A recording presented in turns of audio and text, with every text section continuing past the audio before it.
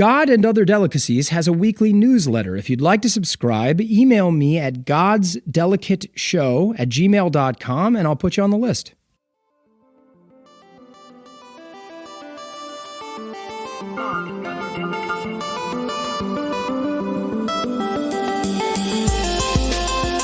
Hello, everyone. Welcome to God and Other Delicacies. I'm Nicholas D'Augusto. We're about to get back into God. It's really fun. I don't know where it's going to go. Let's get into it. Today, I have the privilege of welcoming Niki Schwartz-Wright to the show.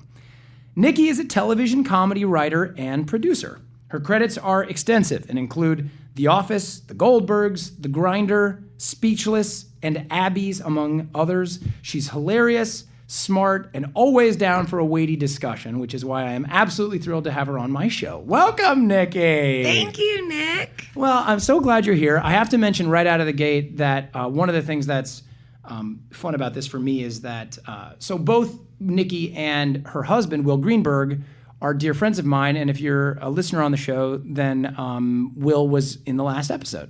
So this is going to be basically a marriage counseling session. No. It's so good. It's what I think is fun about it is both of you are so you're so thoughtful, and you're both very intelligent and funny and just fun people to interview. But which is putting a lot of pressure on you before I've even started. I'm getting nervous. but what I like about it is that. You can also listen to these episodes back to back and just get an insight into what the whole world is like, which is two people that live together, love each other, but probably have slightly different views on what's going on. So now I don't imagine, you guys, I have no idea what those inside discussions would be for you both, but I'm excited to just explore this. And if you want to listen to both episodes, you'd get a chance to see probably, two disparate views on one large, very difficult subject. I think I could guess exactly what he said. Yeah. There's not much. Do you want to go on air? Do you want to go on record? There's not much that guy can say that surprises me anymore. I believe that.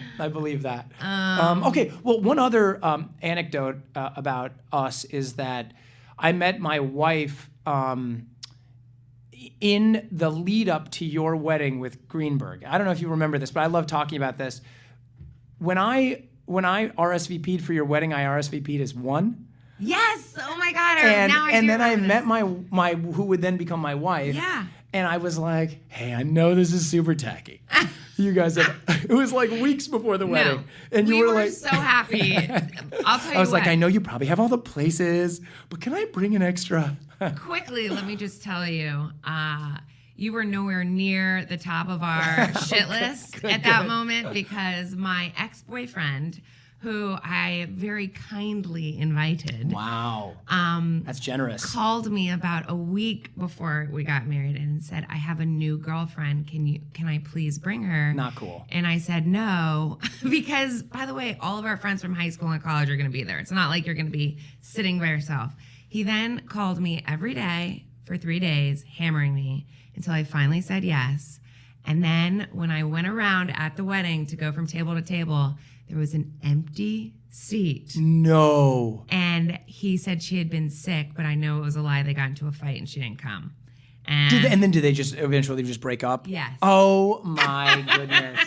That is such bad wedding form. So a terrible bad. wedding guest so form. Bad. And I jokingly said to him, that's okay, you can make it up to me in my gift. Never got me. And he never got you a gift. Well, you're nothing compared. The And it was great having the positive side of this story is that he's an ex-boyfriend. He's not who you married, because he wasn't going to make it. No. I would be in jail by now, I think. Something. Niki, we start this show by asking one very serious question. What did you have for breakfast this morning? You know what? You bought me my breakfast. Oh, yeah, right on. Cool. I hadn't eaten anything. I usually skip, and I just do caffeine. But this morning, I don't know. I was nervous about coming on the show, and I was like, what if I don't have any energy? So I got to get it. You bought me a Kind Bar. I had a couple of pieces of toast, which is a normal thing for me before the show. I can't do it. I got to get up. With a little bit of food. Not a lot. I'm a 2-meal-a-day guy. I eat like one brunchy, lunchy meal and then one big dinner. That's what But I do. I got to have like a little something to just to ground it. I'm usually fine with caffeine, but not this morning. How think it long was will you just go? nervous. How long will you go? Not that this is the most compelling storyline, Yeah. but how long will you go before you eat food in the morning? Till lunch. Wow, you'll just go like 5 hours without eating any food. Well, I drink a lot of tea. I feel like tea suppresses the appetite. Oh yeah, I guess that's You know, I true. don't think it's healthy. It's just I'm not hungry in the morning, so I don't know. All right, well let's dive into the meat of it. Okay. How and when were you introduced to the idea of God in your life? So I was raised Jewish, and we just were always Jewish. I don't really remember. We're very reformed. Like we're not Jewy hardcore people. Were your parents raised in very strict? Yeah, okay, go ahead. My mom was raised Jewish. My dad actually converted when he married my mom. Wow. And my mom didn't care, and my mom's parents didn't care. But my dad had a rough childhood. He moved out of the house when he was like 15. Okay, so I'm going to keep you on this for a second. So like, where is your dad when he's a child? South Texas. Okay. Both of my parents are from Texas. And are they a Christian upbringing? Was he Christian? My dad was Christian. Yeah, he was obviously refer to himself as poor white trash. Okay. Like he wasn't religious. But yeah, everyone was. I would say they were the opposite of Jew. Like I think they dislike Jews. Yeah, straight up. Do you have a relationship with your grandparents? No, I've never met anyone related to my dad. Wow. Yeah. That is this. We could talk for an hour about this alone. I know. Not that that's what we want to spend the whole hour on. They also got married when my dad was 19 and my mom was 29. So it was just a very crazy I knew thing. the age difference, but I had forgotten, and I'm glad. That's Yes. amazing. So he was 19. He was 19. Did he move out to California? Because your parents are from California. I'm sorry. No. I'm sorry. Hold on. Your mother is from Texas. Oh, they're both from Texas. Yeah, my mom was like a Jewish American princess from San Antonio. She was the president of her high school sorority. Very, tight knit family, very well to do, and she ended up. I'm not going to get into this particular story, but Sure. She ended up meeting my dad, who was poor white trash, and they just fell in love. And wow. And so they're meeting in San Antonio. Or somewhere thereabouts. They met in South Texas. Okay. And so your mom, Will talked about this. I had forgotten that both your parents are also from Texas. I knew that your dad was not from California. But I thought that he still has his southern twang. Right. So Will had talked about this. Okay.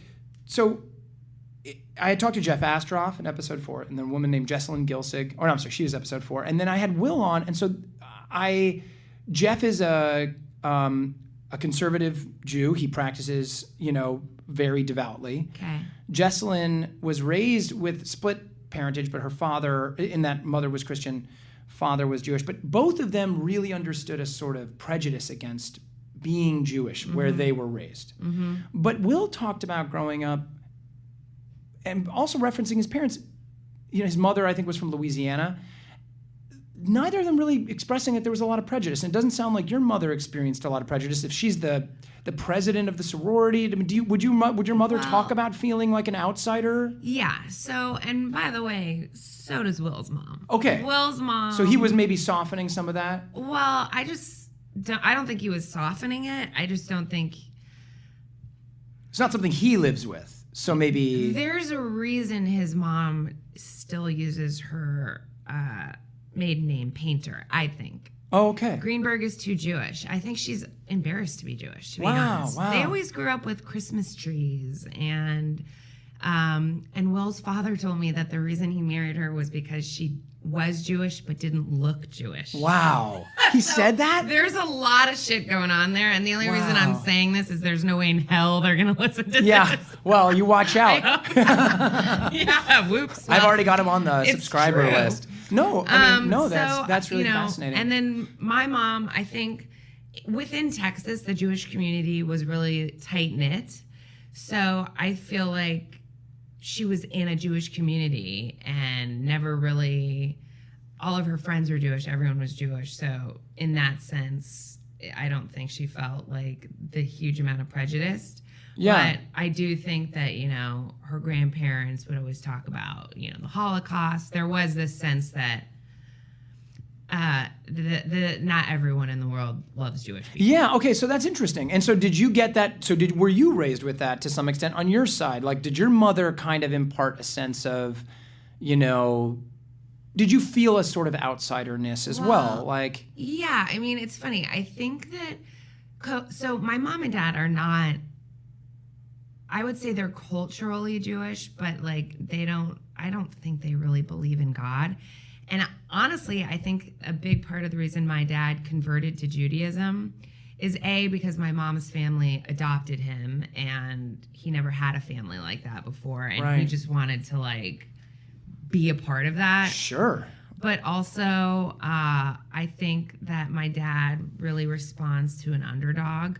And I think he feels like the Jewish people have been oppressed and he views them as underdogs, and so he wants to be a part of that club a little bit. Rad. I think that's cool. Yeah. The Jewish, the history of Judaism is one where they could use as many allies as possible. Yes. So, and like, I don't know if you know many people that have converted, but it's always this way. Like, my dad knows way more than my mom or than anyone that was raised that way, because he learned it all as an adult and had to take a test and like so it he really knows his shit. And yeah, he it's like that way. wears I a feel mezuzah. like, what'd you say? He wears a mezuzah, which is like yeah, you're gonna have to help me. It's like a little gold mini Torah basically that like men wear, and he wears it, in my mind, he wears it the way like a rapper would wear like a gold chain. Like, so rad. That's his vibe with it. Yeah. It's kind of like a fuck you mezuzah. Yeah. Yeah. But that's just my in a long line of history, fuck you mezuzahs. Yeah. That's great. I think that's really cool. So I feel like I was raised with like this sense of not so much God, but is like almost like the Jewish guilt of like, you have to, continue being Jewish and raise your head up because of look at what happened in the past. And, the Holocaust was brought up a lot. Sure. How could it not be? I mean, it is with everyone I speak to. We can't let our culture die because it made it through this like horrific thing, and we can't let that all have been for naught, basically. Do you feel, how do you feel like you carry that information? Like, how do you? I think that's where Will and I differ a lot. Will is very logical about like, this is all stupid. God does not exist. And Will and I were the same. Like, we've talked about this. Like, we were the same kid in Hebrew school. So like when my mom and dad put me into Hebrew school, because there was, no way I wasn't going to be bat mitzvahed. Like, I was the kid that was like, so, okay, Moses, 40 years he was wandering the desert.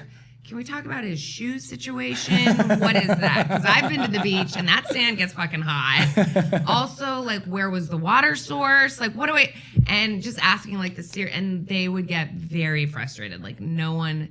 It was a lot of just, like, be quiet. Yeah. And I just, at that point, like, if you couldn't answer these, like, very logical questions to me about these very fantastical stories... I was just like checked out, and I would like bring my like teen magazine and stick it in the Torah or stick it in the Bible and like be reading that. Yeah. Like I could have given two fucks. Yeah. But like I knew I had to do this thing. I had to get bat mitzvahed. Yeah. So from a very early age, you were questioning. Yeah. I mean, this is because bat mitzvah is 15? 13. 13. I did this on another show. I know I did 15 is when you get confirmed. Right. That's why I keep making that mistake. Right. But so I was like 12, 13, and what was funny was that our rabbi was a woman, which was like, in the early 90s. It still is, but it was very unusual. And so I kind of thought, oh, Rabbi Sally, like that's kind of cool. Yeah. But then about a couple months before my bat mitzvah, and this is after, it is so much work. It's like going to Hebrew school before school, after school, on weekends, tutors, memorizing this freaking language. You don't even know what the hell you're saying. Right. You know what I mean? Which was another huge issue for me. I'm like, I don't know what this means. This is a language I do not speak, and I'm memorizing it. To me, it was insane. But I was just like doing it for my parents, whatever. And the rabbi pulled me and my parents aside and said, Niki has to sign this piece of paper promising that she will be confirmed, or I'm going to stop tutoring her and she can't have her bat mitzvah here at the temple. It was like blackmail. And Hold on, what do you mean confirmed? Hold on, I'm confused. So after you have a bat mitzvah, there is then an optional 2 more years worth of study, and at 15 you get confirmed. That's what. Okay, thank you. Yeah. You're helping me understand some things that, of course, I don't know.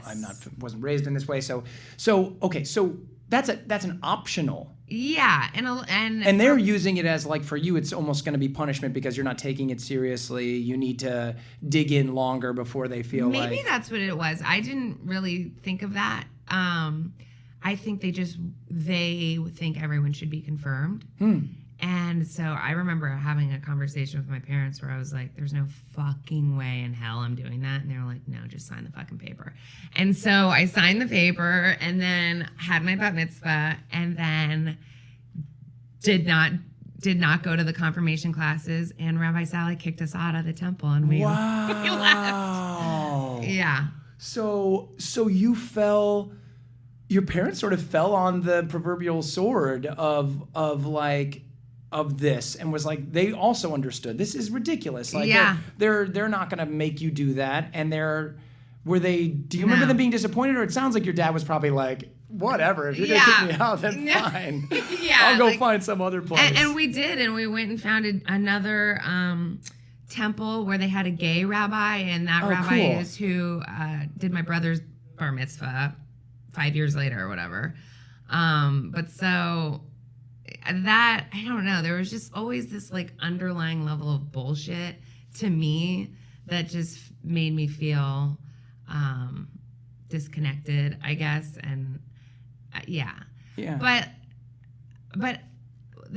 to get back to like the thing with Will is that like he doesn't think we should have our kid do a bar mitzvah. Or bar mitzvah, depending on what he is. Yeah.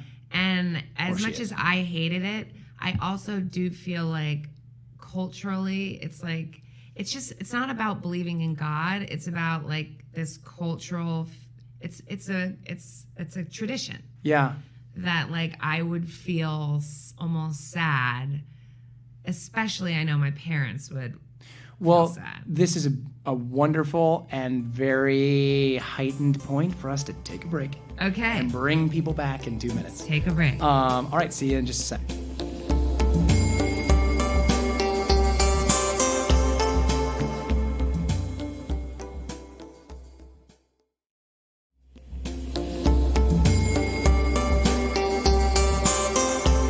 Hi, everyone. We're back with Niki Schwartz-Wright, and she was just about to jump off on a really, heightened, high-level, passionate discussion that you have with Will, amidst your marriage, about essentially the structure and framework for how you would impart your Jewish nature or your Jewish history or heritage or your actual Jewish beliefs to your child. Yeah, so we don't have kids yet, so I'm like, this is ridiculous to have this fight over. Right, it is a lot. I mean, especially, it's just a lot to get into those types of things before you're faced with it. But nonetheless, it's obviously shows that you're both thinking a lot about it. Well, Will is a very logical person, almost to a fault, and I'm a very emotional person, almost to a fault. So we're coming at things from two different places, and I always think I'm 100% right. But, I don't have all the answers. Like, I don't know what I would tell my kid. I definitely don't believe. To me, the Bible is just like fairy tale stories that we tell people in the hopes that, it scares them into being good people, in a way, or inspires them is a less cynical way to being good Well, there people. are some, someone who loves the Bible would probably say there's stories of both, right? There are definitely those that are there to scare the shit out of you and get you into it, and there are threats, and then there's the stuff where it's like loving, and you should do it because it's loving, and And there's also a lot of sexist shit in the Bible. Hardcore. Stuff, these are people writing this stuff the Old Testament, people are writing that stuff in between like 1,000 and 500 AD, or BCE, I mean, and then like the New Testament's all being carved out in like the first few hundred years of AD. I mean, this is we didn't know what just whatever you didn't know the sun. You didn't know the Earth traveled around the sun, and for like 400 years ago or whatever, So it's like, you can imagine what people thought about the world at that time and the kinds of ways that they would write about it. Of course, it's going to be horrible in many, many ways. Of course, it has to be. Yeah, right. So I do think it's nice though, like to have a cultural home base, and like traditions are always nice. I feel like kids like traditions, and that's the kind of thing you remember, like as crazy as it is, my parents used to take me and my brother to Shabbat temple on Friday nights, and So would you go to Shabbat temple? Do you think if you... would I do that? Yeah. See, so the question is, if you're tough. If the question is, no doubt, like your family you have to have traditions and a framework for, don't worry. Sorry, I just broke the chair. Niki just was like, she got furious. My girth. And she shot the wall. Yeah. The question is, why, it seems like your impulse is to lean on some of these traditions that you were raised with, but you're not sure how you feel about them. Yeah. And it seems like from what you're saying, that Will is saying we don't need those traditions, we'll maybe make our own or whatever. That's and right. Why do you think your impulse is at the moment to want to dig into the ones that you were raised with? I think mostly I'm very similar to my dad in a lot of ways, and I kind of, that underdog vibe, like the fact that they were like, everything that's happened over the years, I feel almost like it would be shitty not to. Like it would be like easy way out, or like cowardly or something, like a pussy, which by the way, what? So I just learned this. Nothing to do with a vagina, pussy. There's a word called Pusillanimous, which means coward. Oh, really? This whole time? This whole time. So I don't know. So we can start saying that again and feel okay about it? It's not problematic. I mean, I never stopped saying it. But yes, it is completely nothing. I don't know who associated it with the female genitalia, but we can cross that one off the list. Okay, great. We're back, baby. Oh my God, that's amazing. Also, it should be noted in this moment that Niki and I made up a word together once. Yes. What was it called again? Pertusion. And it was we were having problems with ambivalent. Ambivalent, yeah. And so we were like, can you remember how to define this? Is it worth going down this road right now? It's like, because I thought ambivalent was like you were kind of couldn't care that much on either side. But really what it is you care so much. You're conflicted. You care about it too much on both sides. Right. But what is it if you're kind of, nah, I don't know. I don't care too much this way. I don't care too much that way. It's pertusion. You're pertusion. God, Niki, I'm so glad we got that in. I had no idea that was going to come out. So you're speaking to something so one of the joys that I get with having this conversation with people is that I get to feel these cultural through lines. And one of them is that you please disagree with this if you don't like this word, but you feel some sense of a burden or a sense of purpose that you feel like, it's my generation has to keep carrying this. We don't have to be conservative Jews. We don't have to be, we don't even have to be Reformed Jews, it sounds like what you're saying. Yeah. But what you are saying is the weight of the identity is stronger with you than it is with Will. And you feel like that's something that's important to you to impart in some way. Yeah, I feel like if I just completely dropped it, I would feel like I was doing something wrong. And it has nothing to do with God Right. at all, or my belief system, or even my spirituality. It really is about this entirely other thing. Just like a persecuted people that I feel like in solidarity and for what they've done. It just would make me feel shitty to just be like, nah, I don't want to be Jewish. Yeah. You know, it's like the such an thought of those extraordinary- people hearing me say that, like my great grandparents who were persecuted, like even though like the thought of them thinking of me caring so little about something that like they died over it just doesn't sit well with me. Right. I mean, it's completely understandable. I find it, but this is what's so fascinating about it is that look, I'm not Jewish, so I hesitate to speak with any sort of attempt at grander insight. But I mean, it just seems like it's the constant conflict that I feel like Judaism has experienced basically its whole history. It's like, what's the level of assimilation and what's the level of identity, of like feeling okay about your identity and loving yourself and who you are and cherishing what you're, because you don't, because until whatever, 70 years ago or something like that, you don't exist inside a nation. So you don't get to say you have national traditions or national identity, right? Like, because you've been creating your own nation wherever you go. And so it's like it's so fascinating to listen to how my friends going through this struggle. And I completely understand both sides of this, where Will is basically like, look, I mean, again, you have to tell me, but he's kind of saying like, I'm not into it. I don't believe this. So like, why do we have to he doesn't shake believe the it, tree and so on why this? do we have to like, why would we Plant a teach that flag to- or whatever? Yeah, exactly. But I also would argue too, like I want to say maybe 5 years ago, I was finally like, God damn it, fuck it. I want to get a Christmas tree. Oh, okay. And we started getting Christmas trees. I never got a Christmas tree growing up. Will always did. Oh, interesting. I tried everything in the book with my mom. Like, how about a Hanukkah bush? You Yeah. know, and like my mom's just like, no, that's not what Jewish people do. I was like, how about some colored lights? No, we get blue and white, you know, and right. and Hanukkah and one present a night for 8 nights. And it's just like, let's just admit it. Christmas festivities is more fun.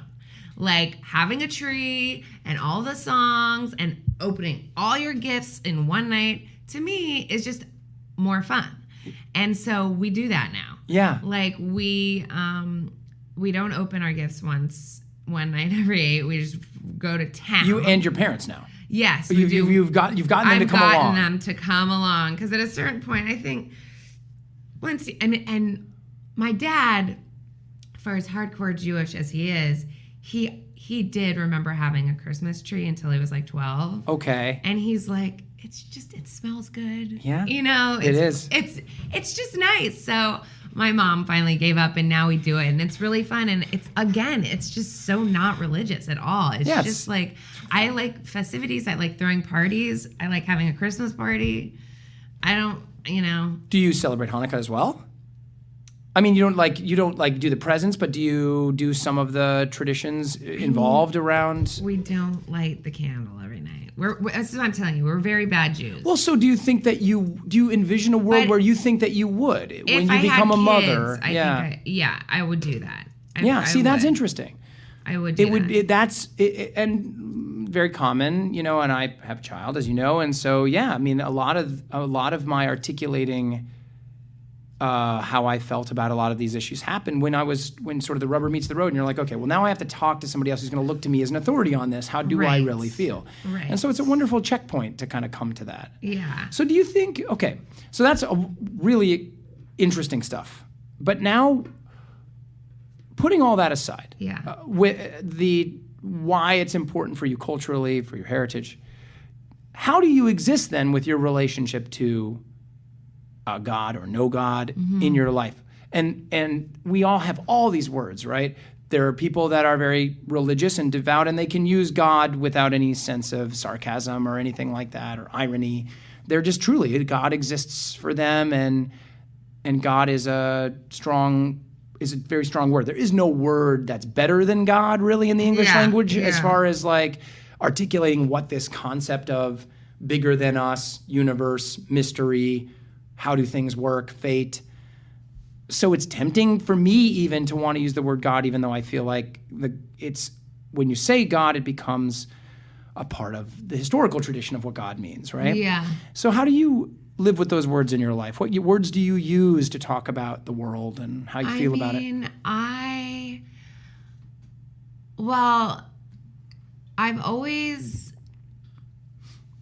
I don't believe in God, but I'm also very superstitious.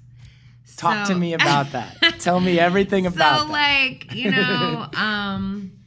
I remember, this is bizarre, but when I was a kid, I don't believe in God, but I'm superstitious. So, just on the off chance there is, I would do a little prayer, every night, dear God, please don't let anything bad happen to me or my mom or my dad or my brother, or, and I'd run down a list of people, Uncle Alan, I don't care so much about him, but it would be a whole 10-minute thing. Wow. And then, it's also maybe OCD, and I'd always end it with, thank you, God. I love you, God. Love Nikki, God. Amen. So you wrote a letter. In my head. But you actually said, love Nikki. Yeah. Wow. And I did that for so long. That's adorable. That adorable. Now even never happens, but if there's something that I really want, I'll find myself doing that in my head. Wow, that's so adorable. But it's very superstitious. It doesn't feel, I don't know, it's I have this old tattered shirt that is really not in good shape anymore. And I still wear it to every pitch meeting I have because I just feel like I have to, or else I won't sell the pitch. Because I've sold everything every time I've worn the shirt, I've sold it. That's so great. So you never wear that shirt unless you wear it to a pitch meeting now because it's I have to keep you've only got 8 more wears or something in it. I never wash it. Oh wow, because that's disgusting. Yeah, it's pretty gross. Soon you're not going to get pitch meetings on that alone. I know. I'm very careful with the washes. Okay. Okay. But yeah, so I just feel and then I guess I would say, as far as a belief system, the thing I believe in the most is karma. Okay. So I just truly go on. believe that if you do something bad or put something bad out into the world or whatever, it will find a way back to you. Or the opposite, if you are, do loving acts and are generous and caring, then that will somehow come back to you. Do you mean that in a literal sense? Do you actually mean if you see somebody do something nasty to someone, you'd be like, karma's gonna get that motherfucker? In an actual way? Or do you kind of say it in that, because I feel like that's one of those words also that has a sort of modern softness to it, yeah. But also there's a real history to what karma is. And so there's also just it's karma, babe. Karma's a bitch. Right. We can kind of throw that off. Well, maybe but you it's more actually about mean energy. I do feel if because I see it in even with friends, not that they're evil or whatever, but if some of them have darker energy about them that kind of follows them around in their lives, there's always shit that's happening to them. You know what I mean? And I believe that there's a connection there. Whereas cool. Other friends who are just more positive people, treat people in different ways, are nicer, things go better for them. Right. You know what I mean? I don't know. So I don't know. Maybe karma is the wrong word. I don't know. I mean, maybe it is the right word. I'm just asking. I just am probing on definition, Mm-hmm. And to see. But what's clear here is that you do feel strongly about. Well, you've already said you're superstitious, or is your word for it. But it feels like you have a real belief in energy. I mean, here we are talking about these words. Look, around. I don't believe in hell, but in the off chance that there is a hell, I don't want to go there. Yeah. So I love how you hedge your bets. Yeah, that's just how I feel. Totally. You've been hedging. All these stories are hedging. God, I know you don't exist, but just in case you do, I'm going to talk to you for 10 minutes. So do you feel you have a specific example in your life where you felt karma like bite you, or do you feel like? And actually, you know what? Will you think about this at the break? And we'll come back with this one. This is a perfect time to take a break. Great. Okay. All right, everybody. We'll be back in 2 minutes. Why do I take so much time saying that?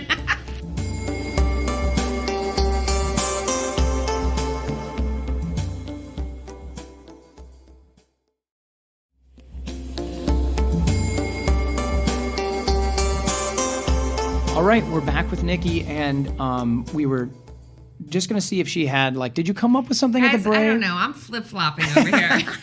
It's okay. It's okay. Because I started to think about it, and, like, I don't know, horrible shit happens to great people all the time, and... This is one of the great God conundrums. And, how if there is an all-powerful God, and why doesn't God? And then you get into and even you get karma, into like free will and great yada yada yada. People who've lived wonderful lives get brain cancer at an early age and die. I mean, so. But I mean, look, I don't want to be. It doesn't seem at all insane to me, and I certainly agree that, like, you get back what you put out there.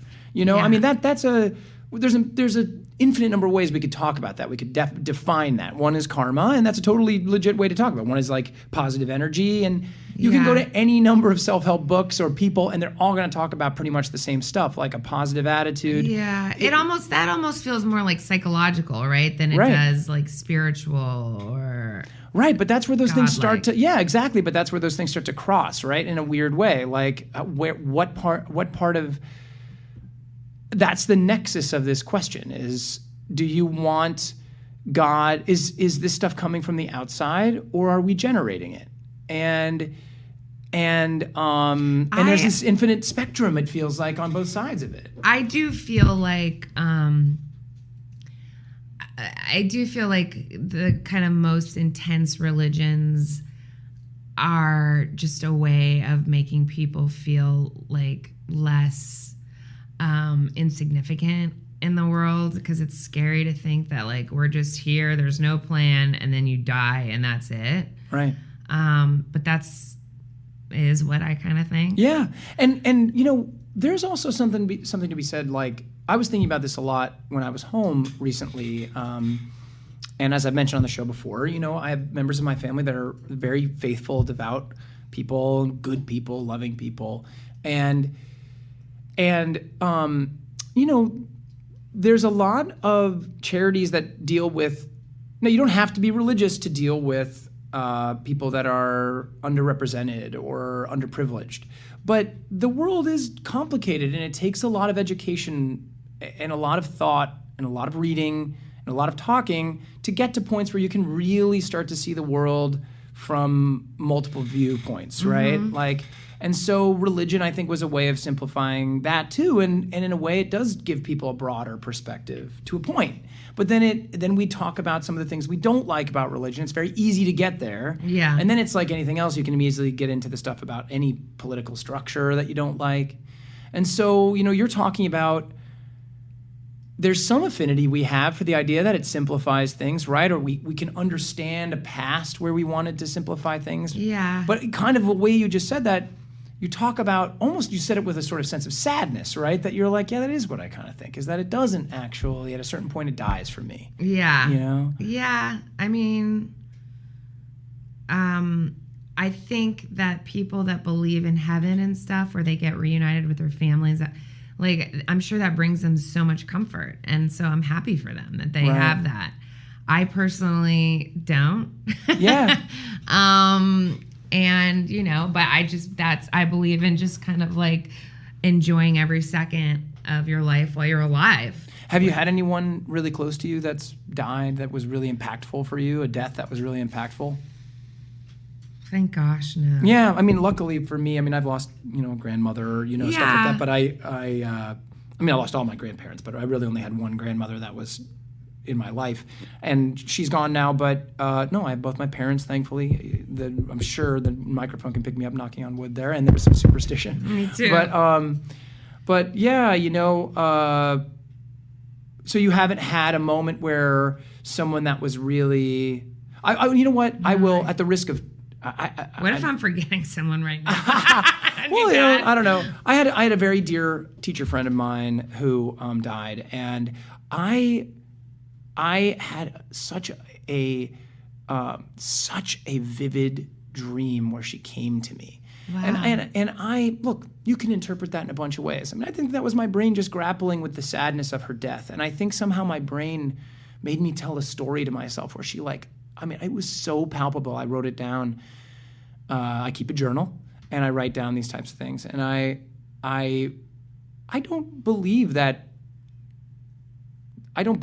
she came to me directly, but it's a really joyful feeling to feel like she did. Yeah. And so, is it okay for us to just make the choice that that's okay to say that, right? I think anything's okay. So everyone should be able right. to do whatever the hell they want, believe whatever the hell they want.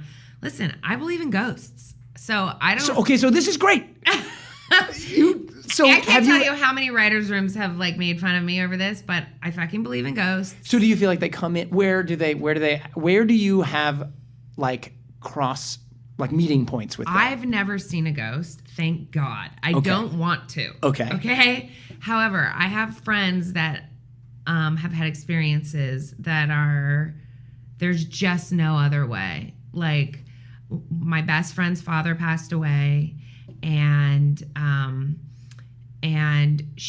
every night before he would tuck her in at night, he would say, I can't wait to see it tomorrow because Daddy gets better looking every day. Oh, it was his cute little thing. Very cute. So when he died, about a year after he died, she went to a psychic. And this person didn't know her last name, nothing. And they sat down, and in the session, she said to her, there's a man here, and he's with an older woman with red hair. And my friend was like, oh my God, it's my grandmother. Wow. Red hair, my dad. And the psychic said, this man wants me to say something to you. And she was like, what? And this psychic said to her, I can't wait to see you till tomorrow because I get better looking every day. I mean... That is intense. And she just burst into tears and was freaking the fuck out. And there's just no other explanation for it. This woman did not know her or her dad, or really no one even knew that he said that to her except her. It was a thing between them. She'd never written this on social media or anything, had Nothing. she? Okay. Because this is one of my big fears. I read an article about this with psychics. They're reading people's social media pages now. I mean, that, of course, I would expect them to do that. But this was years ago. This was when she was 21. This was before social media. Of course she burst into tears. What an amazing moment for her. Yeah, that's beautiful. I don't know if that's God or afterlife or I don't know what that is, but that's a ghost. Yeah. And that's real. So do you feel like, do you have places where you feel that energy? Or do you feel like there's around? I haven't met this person yet, but it's around. Do you find yourself tuning into that kind of stuff? No, I don't tune into it. I think I don't want to tune into it. Right. Because the thing that scares me the most about ghosts isn't that they exist, but if they do, it means I could be a ghost one day. I don't want to be a ghost. I don't want to be haunting people or stuck in some annoying house watching the same episode of Real Housewives that I've seen over and over and over again. Being a ghost sucks. That movie Ghost really fucked me up as a kid. Oh, that's amazing. When the demons, the shadows came and took Tony Goldwyn away. Right. No, that was hardcore. Did they take him down a sewer? Basically, it was on a street, and he was just these screams and these scary. No, that was hardcore. You're right. I'd forgotten. I just remember the poster of Patrick Swayze, half there. Oh my God, it's a great movie. You should watch it. I remember it was very. I remember those. Now that you remind me. So I don't know. It's I don't believe in God, but I do believe in ghosts. I am very superstitious. Yeah. I do believe in karma. I'm all over the place, man. Well, this is the nature of it, right? Is that when we free ourselves from these structures, we kind of make it up. We kind of just whatever lights up for you, Yeah. And you don't have to have any I don't know. One of the reasons I love this conversation is that there isn't. Everyone gets to, when you really dig in, everyone starts to feel like, wow, where I thought there were boundaries, there aren't boundaries there, you know? And Yeah. And even just hearing myself talk about how resonant that memory was with me, I don't know. I had Michael Hitchcock was on the show, and he said, I don't believe in hell, but I do believe in heaven, and I don't need to, I know that doesn't make sense, and I'm okay with it. Yeah. And we get to make choices about it too. Well, that's a Jewish thing. Like in Judaism, there is no hell. There is Really? heaven, but there's no hell. That's only a New Testament thing? Yeah, Jews don't believe in hell. Really? Which is something I've always enjoyed about the Jewish religion. I certainly dig that. I guess maybe because the Messiah hasn't come, because the Messiah is the apocalypse, the Messiah comes to judge, right? The Messiah will come to judge who goes, oh, let's not go down that road. I'm not going to be able to live it.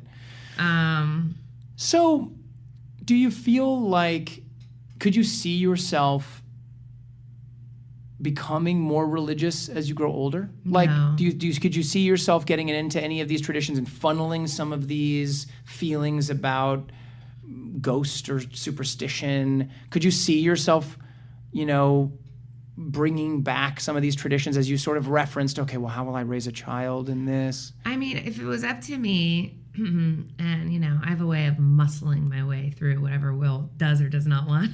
Just kidding, Will. You get to do what you want to. He knows. I think it all comes down, doesn't all religion just come down to ultimately trying to hoping for people to be good people, caring. There's all of this, they all have similar tenets of love thy neighbor and just being a good person, I think. And I think that's the biggest positive that religion does, is it just trying to instill a sense of morality in people, so it's not just complete chaos and everyone being a fucking asshole to each other.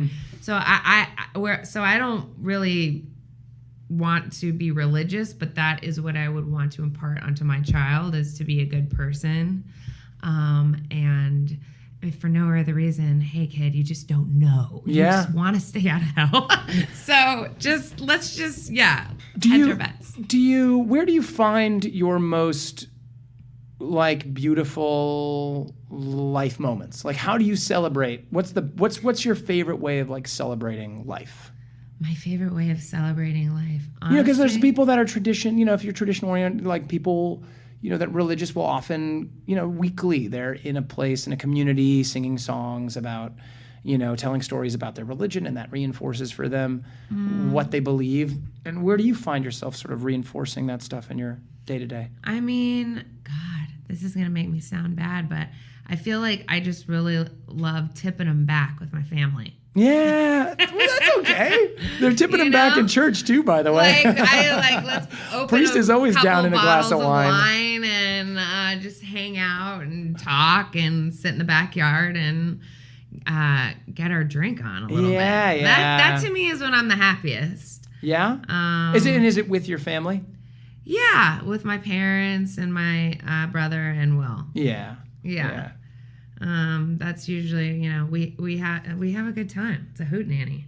And I know this about you, but you have a lot of, how many annual celebrations are there in your family? How many traditions of parties or this or that, or how big do you take birthdays? Big. Yeah.